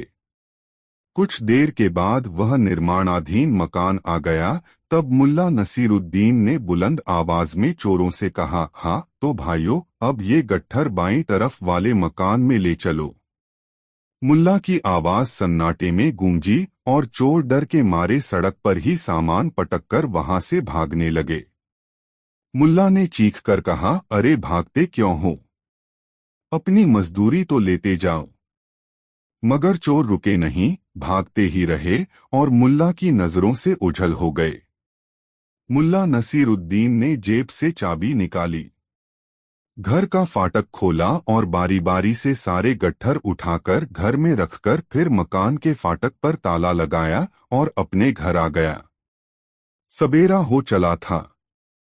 बेगम जग गई थी। मुल्ला को देखते ही उसने पूछा, कहाँ चले गए थे? मुल्ला ने हंसते हुए कहा, सामान नए घर में रखने गया था। अब तुम भी चलो, वहीं हाथ मुंह धोना। बेगम आश्चर्य से मुल्ला नसीरुद्दीन को देखे जा रही थी। दोस्तों, यह मजेदार कहानी आपको कैसी लगी कमेंट में जरूर बताएं और चैनल सब्सक्राइब करना ना भूले। 5 मुल्ला की नसीहत मजेदार कहानी। मुल्ला नसीरुद्दीन की पत्नी एक दिन सुबह सुबह घर के मैले कपड़े धोने बैठी। मुल्ला सुबह की सैर के लिए निकल गया। उन दिनों मुल्ला को सेहत सुधारने के लिए कुछ न कुछ करने का चस्का लग गया था। वह समय समय पर अपनी पत्नी को नसीहत देता रहता, खाली मत बैठो, हमेशा कुछ न कुछ करती रहो। इससे शरीर चुस्त दुरुस्त, दिमाग तरोताजा और मन शांत रहता है। खुदा की यही 3 नियामतें हैं। इन्हें जिसने पा लिया वही खुशकिस्मत है। मुझे देखो, हमेशा सक्रिय रहता हूं, जिससे मेरा मन मेरे नियंत्रण में रहता है। मेरा शरीर मेरी चेष्टाओं की अवहेलना नहीं करता। मेरे कदम नपेतुले होते हैं और दिमाग हमेशा तरोताजा बना रहता है, जिससे मुझसे गलतियां नहीं होती। हाँ, तो मुल्ला नसीरुद्दीन सुबह की सैर के लिए निकल गया। घंटे भर बाद लौटा। उस समय भी उसकी गोलमटोल बेगम कपड़े धोने में लगी हुई थी। मुल्ला को सैर करके वापस आया देख उसकी बेगम ने उसे आवाज लगा दी, जरा इन धुले कपड़ों को छत पर फैला आइए। मुल्ला को पत्नी का यह निर्देश पसंद नहीं आया। उसने तुरंत कहा, अरे क्या आधा अधूरा काम करती हो? कपड़े धोने का मतलब कपड़े की धुलाई करना, उन्हें सुखाना, सुखाने के बाद शिकन हटाने के लिए उन पर इस्त्री करना और तह लगाकर उन्हें करीने से अलमारी में रखना भी होता है। मगर तुम्हें कौन समझाए?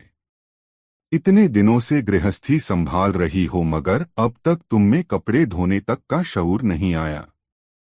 मुल्ला की तकरीर सुनकर उसकी पत्नी जल भुन गई, मगर वह करती भी क्या?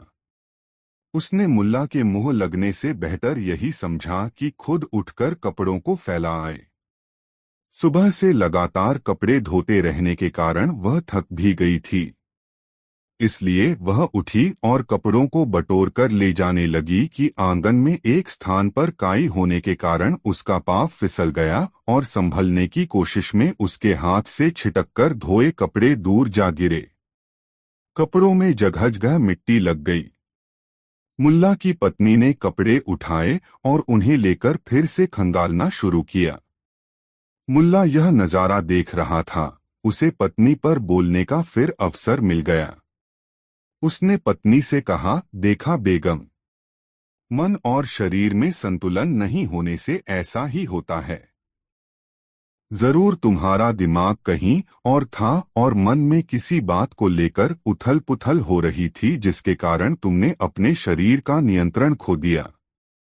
सोचो, तुम गिर भी सकती थी। इसी से तो कहता हूं कि।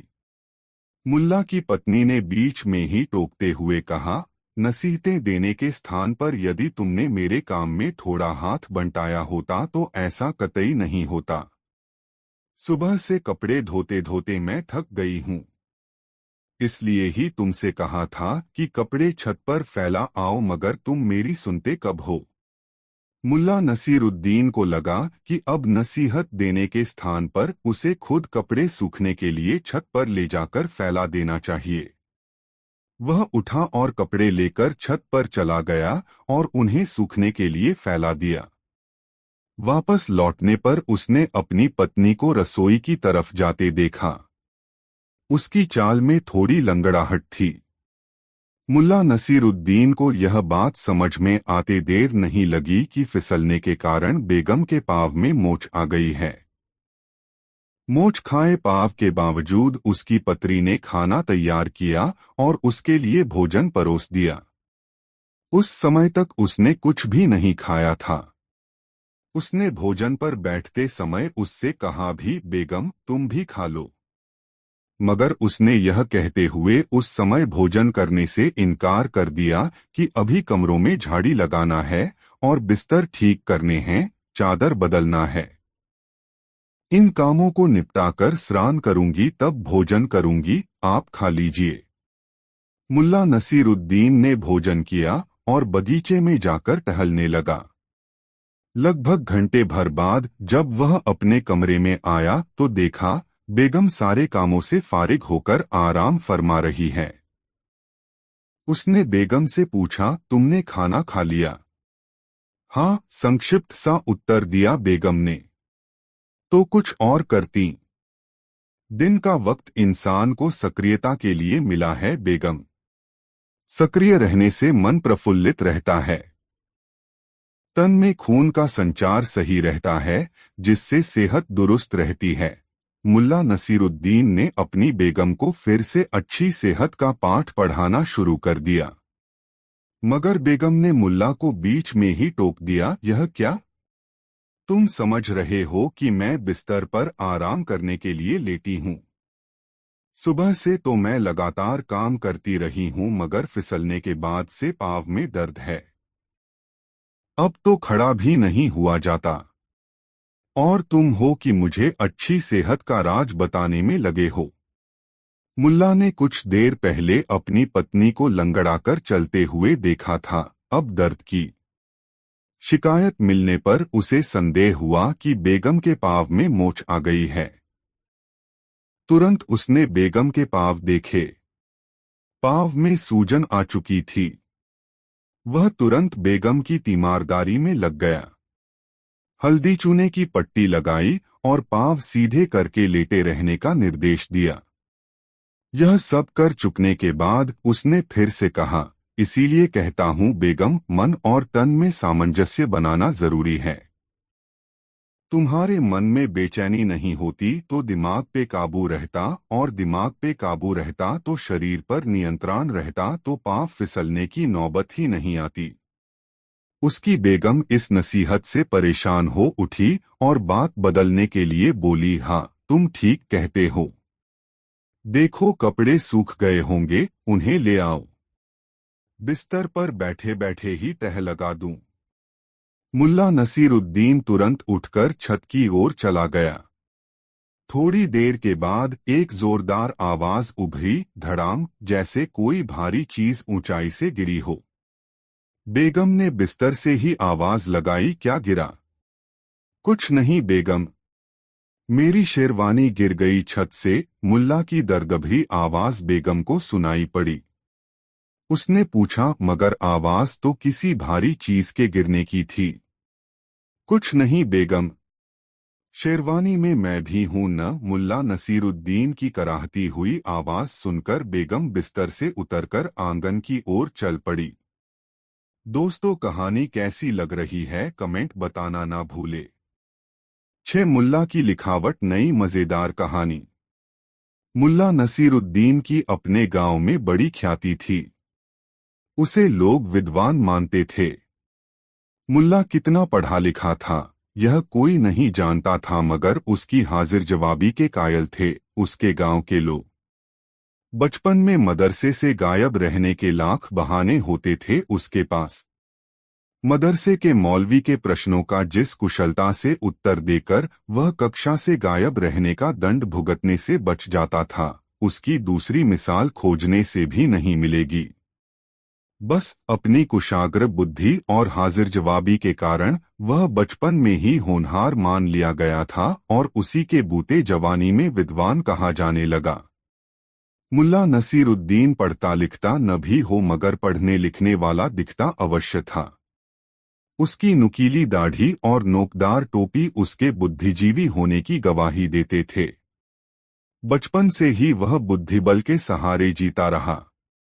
गांव में उसकी साख ऐसी हो गई कि अगर किसी को वृद्धि की बातें समझने की जरूरत होती या किसी उलझन से निकलने के लिए तरकीब की जरूरत होती तो वह मुल्ला नसीरुद्दीन के पास आ जाता और वह भी बड़े सूफियाना अंदाज में समस्याओं का निदान सुझा देता। भोले भाले ग्रामीणों को इस बात से मतलब नहीं था कि कितना पढ़ा है। उन्हें जरूरत तो केवल इस बात की थी कि वक्त जरूरत उनकी समस्याओं का निदान बताता रहे। गांव में मुल्ला नसीरुद्दीन की बुद्धि और ज्ञान की प्रसिद्धि ऐसी थी कि अगर किसी से पूछा जाता कि इस गांव में सबसे विद्वान कौन तो जवाब मिलता मुल्ला नसीरुद्दीन। और यदि यह पूछा जाता सबसे बुद्धिमान कौन तब भी जवाब होता मुल्ला नसीरुद्दीन। एक दिन मुल्ला नसीरुद्दीन अपने दरवाजे पर बैठा कुछ पुश्तैनी दस्तावेज देख रहा था। तभी उसके पास गांव का एक बुजुर्ग आदमी आया। उस बुजुर्ग को आया देख मुल्ला नसीरुद्दीन ने उससे पूछा, क्यों सुभान दादा, कैसे आए? घर में तो सब ठीक ठाक है न? मेरी दादी जी कैसी हैं? हाँ बेटा, मैं ठीक हूँ। घर में अमन चैन है। तुम्हारी दादी जी भी ठीक हैं। मगर अब बूढ़ी हड्डियों का क्या कहना? अभी ठीक हैं। तो ठीक हैं, 2 पल के बाद क्या होगा कौन जाने, बुजुर्ग ने कहा। कहिए सुभान दादा, आपकी क्या खिदमत करूं? मुल्ला नसीरुद्दीन ने शालीनतापूर्वक सुभान दादा से पूछा। खिदमत क्या करोगे बेटा, बस एक खत मेरे कलीमुल्लाह के नाम लिख दो। वह आबुधाबी गया हुआ है कमाने। यहाँ घर की जरूरतें पूरी कर पाना उसके लिए मुश्किल हो रहा था।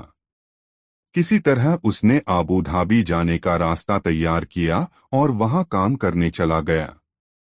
मजदूरी यहाँ भी करता था और वहाँ भी करता है। अंतर बस यह है कि अब उसे तनख्वाह अच्छी मिल जाती है। 1.5 साल हुए उसे वहाँ गए। तब से हर महीने उसका भेजा पैसा हमें मिल जाता है मगर कुशलक्षेम नहीं मिलता। कभी वह हमें अपने बारे में 2 हर्फ नहीं लिखता। मन बेचैन हो जाता है। तू एक बढ़िया सा खत लिख दे। ऐसा खत जिसमें यहाँ का हाल समाचार तो लिख ही दे कि सब राजी खुशी है, और बाद में यह जरूर लिख देना कि उसके लिए हमारा दिल हमेशा बेचैन रहता है। एक बार आकर अपने अब्बू अम्मी से मिल जाओ। हम लोग तो पेड़ में लगे पके फल की तरह हैं, न जाने कब टपक जाए। मुल्ला नसीरुद्दीन ने बुजुर्ग की बातें बहुत मुतमईन होकर सुनी। जब बुजुर्ग का बोलना रुका तब वह बहुत शांत स्वर में बोला, दादा, तुम्हारे लिए चिट्ठी तो मैं लिख दूंगा मगर फायदा क्या? मुझे आबूधाबी तो अभी जाना ही नहीं है। हाँ बेटा, मैं जानता है कि तुम्हें आबूधाबी नहीं जाना है। मैं तो चाहता हूँ कि तुम चिट्ठी लिख दो। ऐसी चिट्ठी जिसमें बड़े माँ बाप की अपने बेटे से मिलने की आरजू हो, जिसे पढ़ते ही मेरा बेटा हमसे मिलने के लिए तड़प उठे। रही बात खत भेजने की, तो मेरे पड़ोसी जुम्नू का बेटा भी आबूधाबी जा रहा है। वहां एक कारखाने में उसे कपड़ा काटने का काम मिल गया है। मैं उसी के हाथ से खत भिजवा दूंगा, बुजुर्ग ने कहा। मुल्ला नसीरुद्दीन ने बुजुर्ग की बातें सुनने के बाद फिर कहा, लेकिन सुभान दा, खत पढ़ने के लिए तो मुझे वहां जाना ही पड़ेगा। यदि खत मैंने लिखा तो दूसरा पढ़ेगा कौन? अरे बेटा, मेरा कलीमुल्लाह खुद पढ़ा लिखा और बेहद समझदार नौजवान है।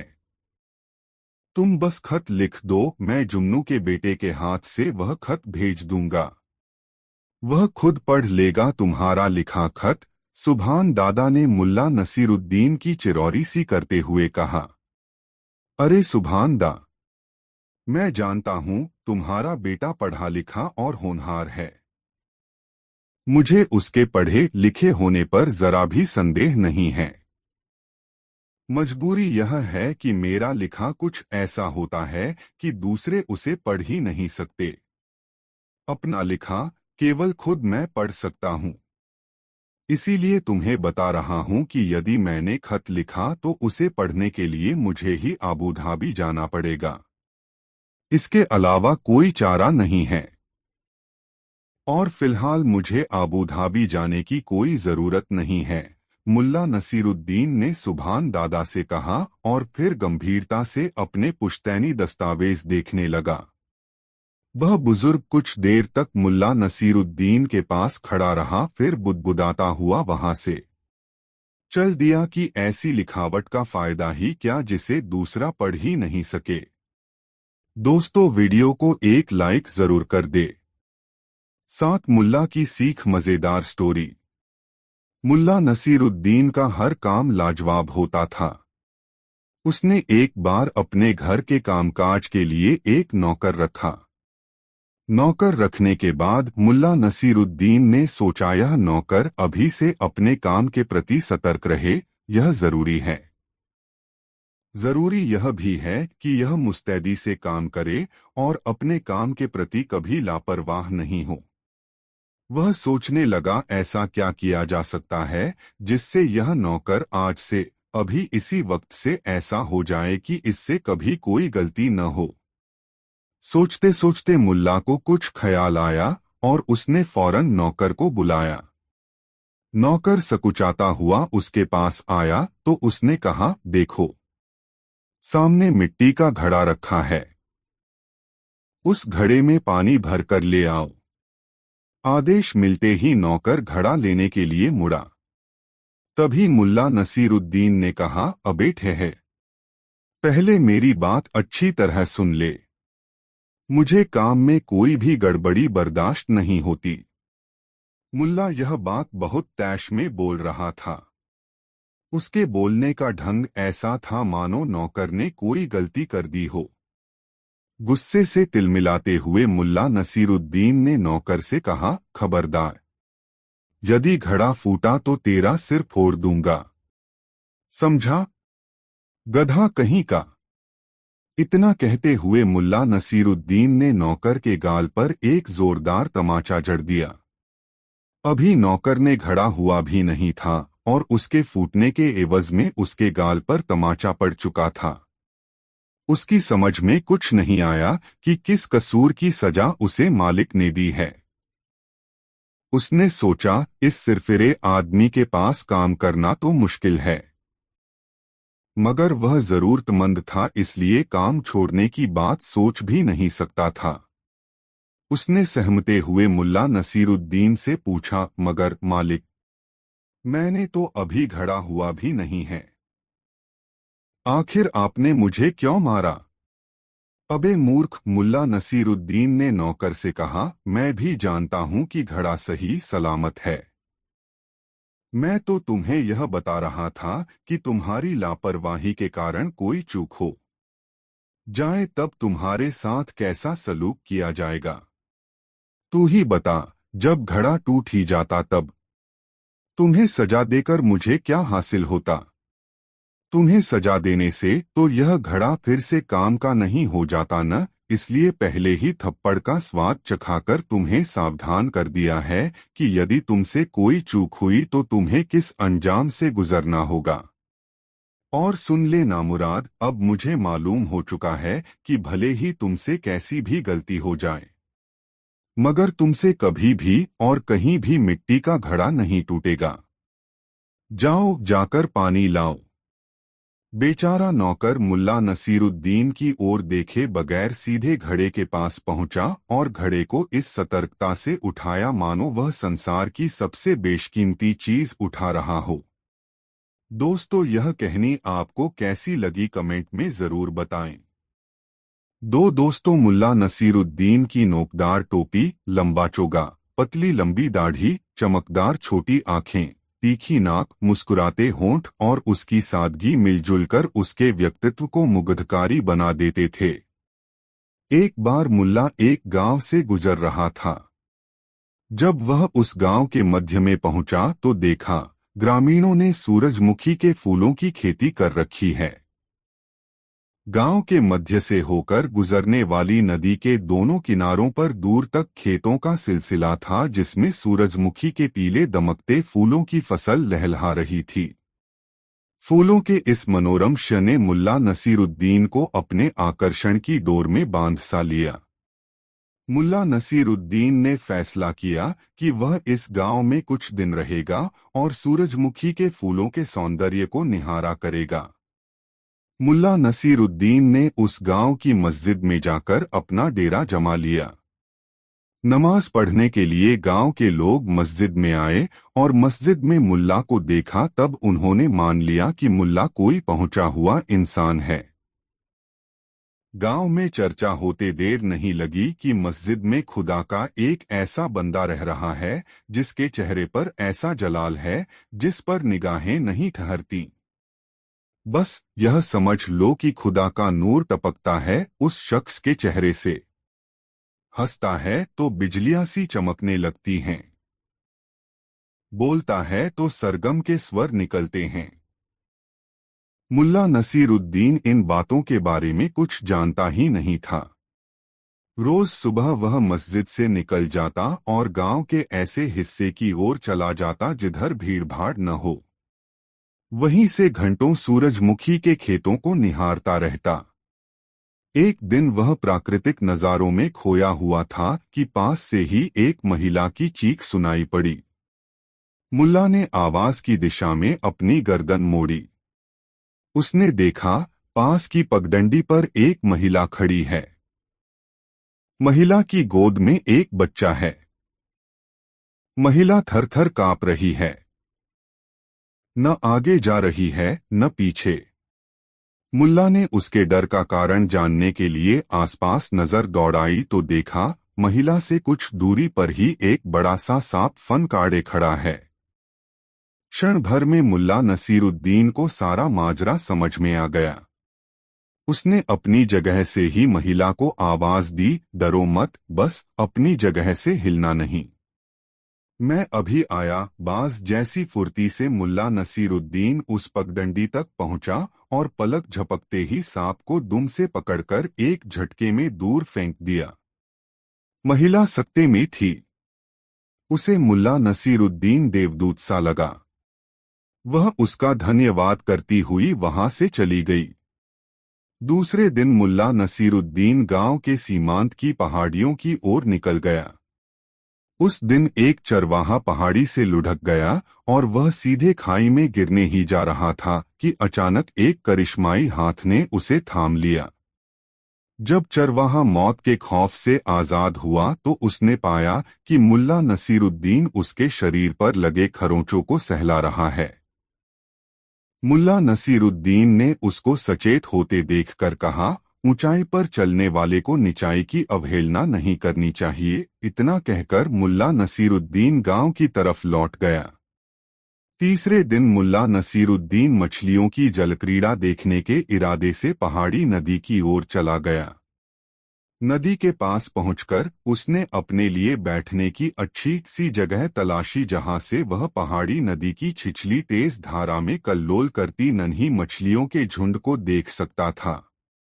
वह ऐसी जगह पर बैठा था जहां से 10 कदम की दूरी पर ही एक खड्ड जैसी संरचना थी जहां से यह छिछली पहाड़ी नदी झरने की तरह गिरती थी।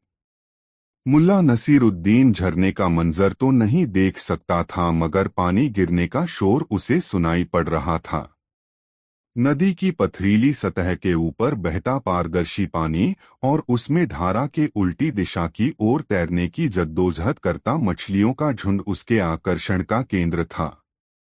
उसे लग रहा था कि मनुष्य का समाज भी वक्त के तेज सैलाब में इसी तरह अपनी मंजिल की चाह में धारा के विरुद्ध चलने की जद्दोजहद करता रहता है। किसी किसी को मंजिल मिल पाती है और बाकी वक्त के बहाव के आगे पस्त होकर नियति का शिकार बन जाते हैं। जैसे इस नदी की नियति है झरना बनकर गिर जाना। मछलियां भी जब धारा के विरुद्ध तैरने के प्रयास से थक जाएंगी तो इनकी भी नियति वही होगी जो नदी की है।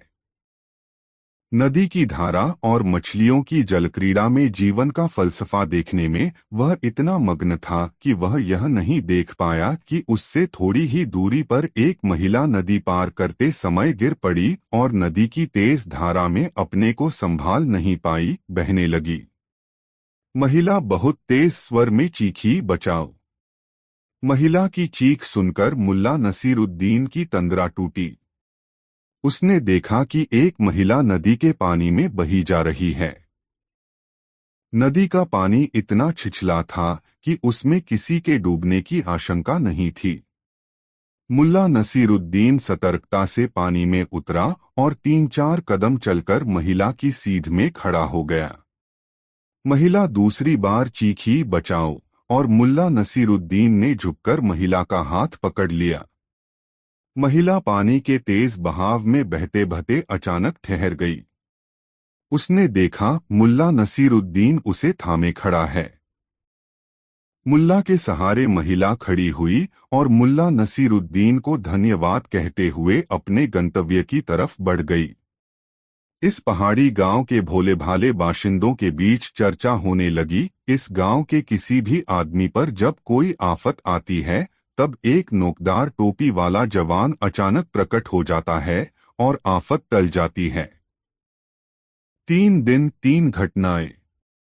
तीनों घटनाओं में किसी की जान बचाने के लिए एक नोकदार टोपी वाला शख्स लोगों के सामने प्रकट होता है और संकट की घड़ी टल जाती है। गांव में जिधर देखिए उधर नोकदार टोपी वाले की चर्चा। तीसरे दिन मुल्ला नसीरुद्दीन ने पानी में बहती हुई जिस स्त्री को बचाया था वह उस गांव के मुखिया की पत्नी थी। उसने तो मुखिया से यह जाकर कहा कि वह पानी में बहते हुए झरने में गिरने ही वाली थी कि नोकदार टोपी वाले ने अपना हाथ इतना लंबा कर लिया कि मुझको पकड़ सके और ऐन वक्त पर उसने मुझे पकड़ लिया, नहीं तो मेरी हड्डी पसली एक हो चुकी होती।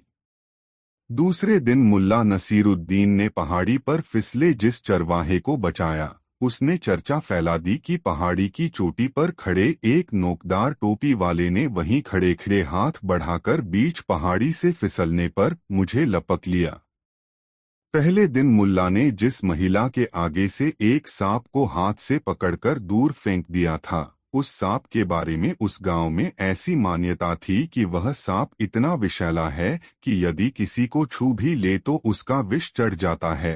हंसने की बात तो दूर, उस महिला ने जगह जगह यह चर्चा फैला दी कि नोकदार टोपी वाले पर जहर का भी असर नहीं होता।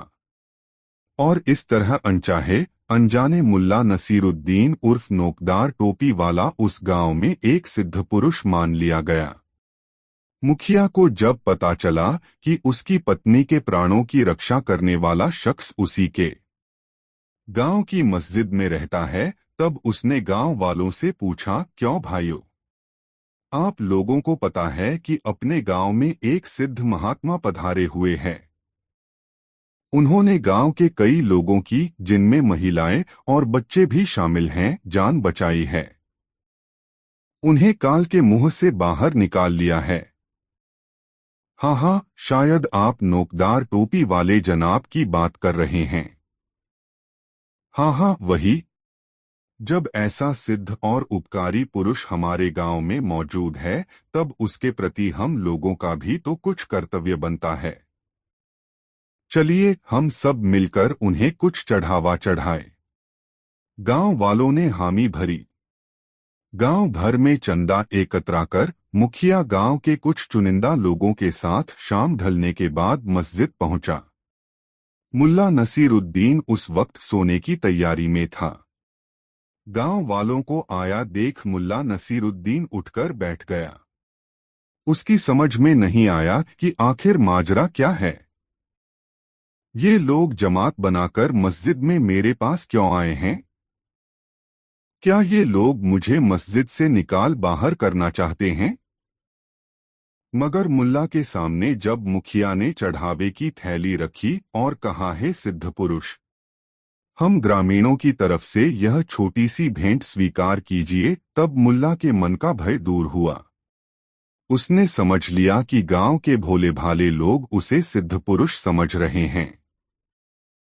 मन से निश्चल मुल्ला नसीरुद्दीन ने तय किया कि वह इन लोगों के सामने अपनी हकीकत बयान करेगा ताकि उसे लोग आम इंसान ही समझें, सिद्ध पुरुष नहीं। इस निश्चय के बाद मुल्ला ने कहा, भाइयों, मुझे आप लोगों का मिलने आना बहुत अच्छा लगा। मेरा नाम मुल्ला नसीरुद्दीन है। मैं बुखारा से आया हूँ। आपका गांव मुझे बहुत अच्छा लगा। यहाँ सूरजमुखी की खेती होती है और मुझे सूरजमुखी के फूल बहुत अच्छे लगते हैं। यही कारण है कि मैं आपके गांव में ठहर गया हूँ। आप पर सभी से गुजारिश है कि आप लोग मुझे सिद्ध महात्मा की श्रेणी में नहीं रखें। मैं आप लोगों जैसा ही इंसान हूँ जिसे भूख लगती है, प्यास लगती है और जो अपनी भूख मिटाने के लिए आपकी तरह की काम करता है। इसलिए मुझे चढ़ावा या भेंट देने की भी आवश्यकता नहीं है। मगर मुखिया एवं अन्य ग्रामीणों ने मुल्ला नसीरुद्दीन की एक नहीं सुनी और भेंट स्वीकार करवाकर ही माने। जब मुल्ला ने ग्रामीणों की भेंट स्वीकार कर ली तब मुखिया ने मुल्ला नसीरुद्दीन से कहा, कल चैपाल मैदान में शाम को गांव के सारे लोग जमा रहेंगे। यहाँ आकर हम लोग आपको वहां ले जाएंगे। हमारी गुजारिश है कि आप वहां आकर हम ग्रामीणों को जीवन जीने के लिए मार्गदर्शन करें। मुल्ला नसीरुद्दीन के बहुत आनाकानी करने पर भी ग्रामीण अपनी जिद पर अड़े रहे। अंततः मुल्ला नसीरुद्दीन ने चैपाल में आने की अपनी स्वीकृति दे दी। ग्रामीण खुश होकर मस्जिद से लौटे। दूसरे दिन नियत समय पर मुखिया सहित कुछ वरिष्ठ ग्रामीण आए और अपने साथ मुल्ला नसीरुद्दीन को ले गए। चैपाल मैदान में मुल्ला नसीरुद्दीन के लिए एक मंच बनाया गया था जिस पर बैठकर मुल्ला उपदेश दे सके। ग्रामीणों में मुल्ला को सुनने का उत्साह था।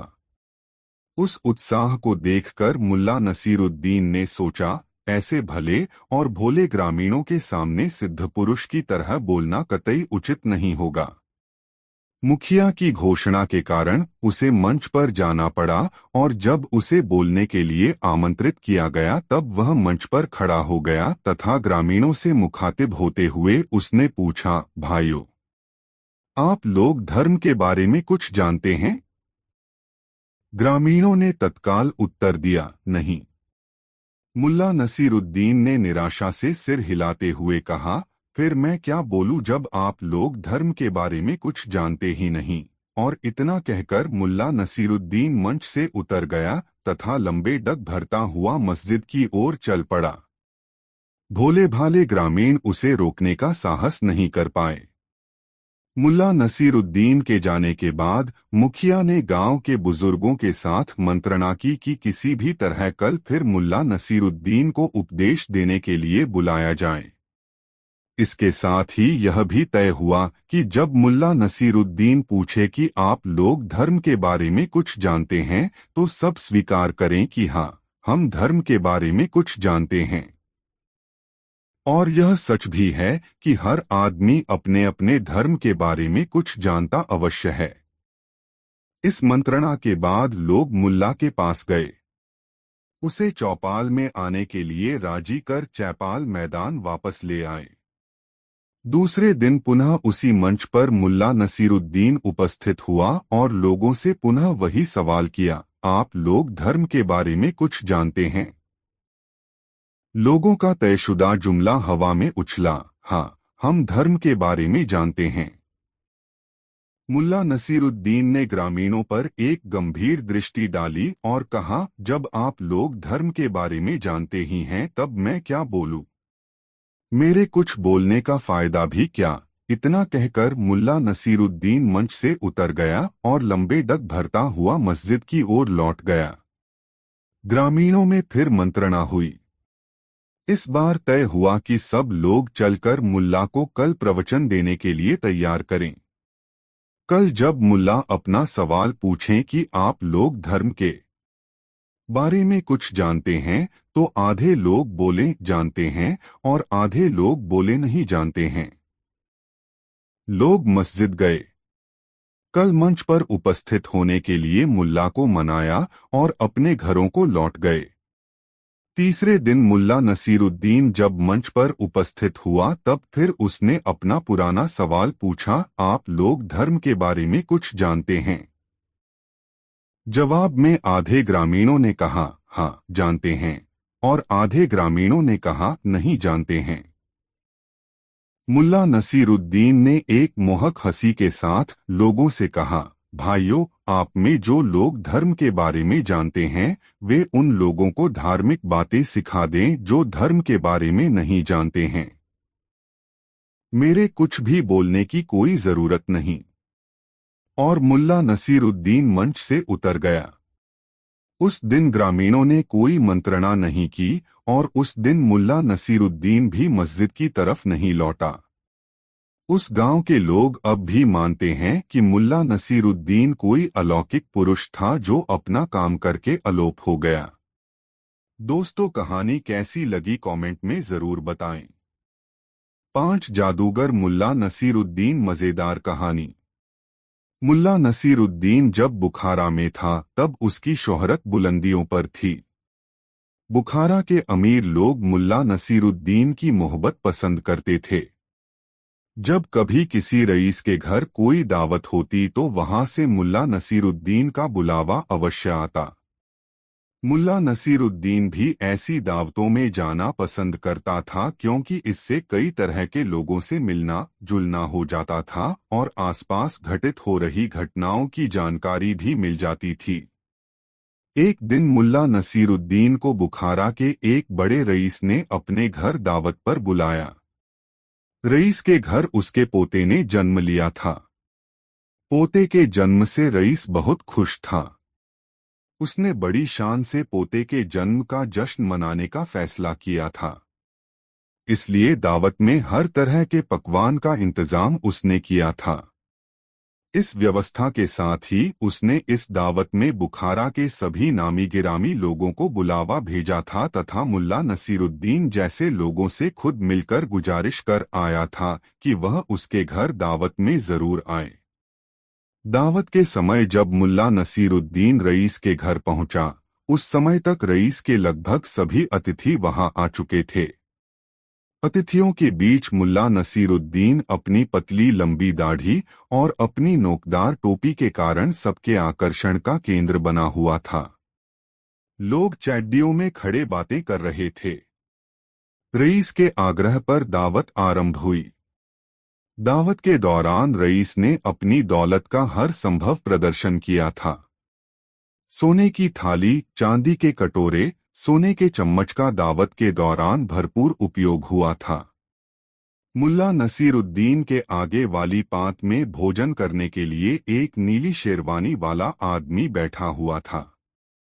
मुल्ला नसीरुद्दीन ने देखा कि उसने सोने का एक चम्मच, जिसके बेंट पर हीरे जड़े हुए थे, अपने बाएं हाथ से उठाया और इधर-उधर देखते हुए उस चम्मच को चुपके से शेरवानी की बाईं जेब के हवाले कर दिया। यह काम उसने इतनी चालाकी से किया था कि उसकी इस हरकत का उसके पास बैठे लोगों को भी अंदाज नहीं लगा। मुल्ला नसीरुद्दीन उस व्यक्ति पर अपनी निगाहें टिकाए रहा। जब पांत में बैठे लोगों का भोजन समाप्त हो गया, तब मुल्ला नसीरुद्दीन अपनी जगह से उठा और अपनी दाढ़ी सहलाता हुआ बड़े ही नाटकीय ढंग से बोला, अजीज दोस्तों, मैं मुल्ला नसीरुद्दीन हूँ। कुछ दिन पहले मैं चीन के एक जादूगर का मेहमान था। मैंने जादूगर से कुछ रोचक और रोमांचक जादू सीखी है। खुशी के इस मौके पर मैं चाहता हूं कि आप लोगों को अपना जादू दिखाऊं। लोगों को भला क्या एतराज हो सकता था। सबने एक स्वर से मुल्ला नसीरुद्दीन को जादू दिखाने के लिए कहा। मुल्ला नसीरुद्दीन ने अपनी थाली से सोने का चम्मच निकाला और सबको दिखाते हुए कहा, दोस्तों देखो, मैंने यह चम्मच अपनी शेरवानी की बाईं जेब में रखी। अच्छा बताओ, चम्मच कहाँ है? सबने कहा, आपकी शेरवानी की बाईं जेब में। मुल्ला नसीरुद्दीन ने तपाक से कहा, गलत। फिर उसने दावत देने वाले रईस से कहा, जनाब, आप जरा नीली शेरवानी वाले महाशय की शेरवानी की बाईं जेब में हाथ डालकर देखें। मुझे लगता है कि चम्मच वही है। रईस ने नीली शेरवानी वाले की बाईं जेब में हाथ डाला तो उसके हाथ में चम्मच आ गया। सबने मुल्ला नसीरुद्दीन की कला का स्वागत ताली बजाकर किया, लेकिन नीली शेरवानी वाला शख्स मुल्ला नसीरुद्दीन से आंखें भी नहीं मिला पाया। दोस्तों वीडियो को एक लाइक जरूर कर दे। 6 जांबाज मुल्ला नसीरुद्दीन मजेदार कहानी। मुल्ला नसीरुद्दीन बगदाद जा रहा था। रास्ते में वह एक सराय में रुका। सराय में कुछ अफीमची पहले से डेरा जमाए हुए थे। जब मुल्ला नसीरुद्दीन पर उनकी नजर पड़ी तो उन्होंने उसे अपनी चैकड़ी में शामिल कर लिया। पहले तो उनके बीच सामान्य शिष्टाचार की बातें हुईं। फिर धीरे धीरे बातूनी अफीमचियों की बनाई। मुल्ला नसीरुद्दीन के पास उनकी बातें सुनने के अलावा कोई चारा नहीं रहा। उन अफीमचियों में एक व्यक्ति सुल्तानी सेना का सिपाही था। उसने हाकना शुरू कर दिया है, दोस्तों, आज मैं तुम लोगों के बीच हूं। यह तुम लोगों के लिए किस्मत की बात है। जानते हो क्यों? इसलिए कि मैं एक ऐसा सिपाही हूं जिसकी वीरता की गूंज आज भी सुल्तानी सेना में बरकरार है। 5 साल पहले जो युद्ध हुआ था उसकी चर्चा तुम लोगों ने सुनी होगी। उस युद्ध में मैं भी लड़ा था। एक दिन दुश्मनों के सैकड़ों सिपाहियों ने मुझे घेर लिया। मैं जरा भी नहीं डरा। अपने दोनों हाथों में तलवार लेकर मैं दाएं बाएं, आगे पीछे चकर घिन्नी की तरह तलवार चलाता रहा और दुश्मनों की गर्दनें कटती रहीं। कचा छपाक खच। थोड़ी देर में ही दुश्मन सेना के सारे सिपाहियों की लाशें युद्धभूमि में बिछ गई। मुल्ला नसीरुद्दीन अब तक उस सिपाही की बातें बड़े गौर से सुन रहा था। उस सिपाही के चुप होते ही मुल्ला नसीरुद्दीन ने अपनी दाढ़ी सहलाते हुए कहा, मैंने भी एक बार दुश्मन सेना के सिपाही के दोनों पैर तलवार के एक ही प्रहार से उड़ा दिए थे। खचाक। मुल्ला नसीरुद्दीन ने तलवार चलाने का अभिनय करते हुए कहा। अफीमचियों की तंद्रा अचानक टूटी और वे मुल्ला नसीरुद्दीन की तरफ अचरज भरी नजरों से देखने लगे। उनमें से एक ने मुल्ला नसीरुद्दीन से पूछा, क्यों भाई, तुमने सिर क्यों छोड़ दिया? पैर क्यों काट दिए? इसमें कोई राज की बात है तो बताओ। राज की बात क्या खाक होगी, मुल्ला नसीरुद्दीन ने हंसते हुए कहा, अरे भाइयों, मैंने दुश्मन के दोनों पैर इसलिए काटे थे कि उसके सिर पहले ही धड़ से अलग किए जा चुके थे। मुल्ला नसीरुद्दीन की बात सुनकर सभी हंसने लगे। उनको हंसता छोड़कर मुल्ला नसीरुद्दीन अपने कमरे में चला आया। दोस्तों कहानी कैसी लग रही कमेंट में जरूर बताएं। 8 मुल्ला की हकीमी बहुत मजेदार कहानी। जिस तरह मुल्ला नसीरुद्दीन को चाहने वालों की कमी नहीं थी, उसी तरह उससे जलने वालों की भी कमी नहीं थी। उससे ईर्ष्या रखने वाले हमेशा ऐसे अवसर की ताक में रहते थे जिसमें उन्हें उसकी खिल्ली उड़ाने का मौका मिल जाए। एक दिन मुल्ला नसीरुद्दीन सुबह की सैर करने निकला था। हमेशा की तरह उसने लंबा चोगा और सलवार पहन रखा था। पाँव में नक्काशीदार जूती थी और सिर पर नोकदार लंबी टोपी। अपनी दाढ़ी सहलाता हुआ मुल्ला अपनी गली में लंबे डग भर रहा था कि उसका एक पड़ोसी जो कहीं से आ रहा था, रास्ते में ठोकर लगने के कारण गिर पड़ा। मुल्ला नसीरुद्दीन उस समय उसके पास ही था, इसलिए बिना समय गवाए उसने उसे उठाया और उसके कपड़ों की गर्द झाड़ने लगा तो देखा उस व्यक्ति के पाजामे से घुटने के पास खून रिस रहा है। मुल्ला को यह समझते देर नहीं लगी कि उस व्यक्ति का घुटना गिरने के कारण जख्मी हो गया है। मुल्ला नसीरुद्दीन ने उस व्यक्ति से कहा, अपना पाजामा घुटने तक उठा लो, मैं गेंदा के पौधे के पत्ते तोड़ लाता हूँ। उसका रस लगा देने से तुम्हारा जख्म भर जाएगा, खून गिरना तो तुरंत बंद हो जाएगा। इतना कहकर मुल्ला नसीरुद्दीन बिना किसी की इजाजत लिए एक घर के आगे सजावट के लिए लगाए गए गेंदे के पौधों से कुछ पत्तियां तोड़ने लगा। यह अहाता जिसमें गेंदा के पौधे लगाए गए थे रहमत खान का था। रहमत खान मुल्ला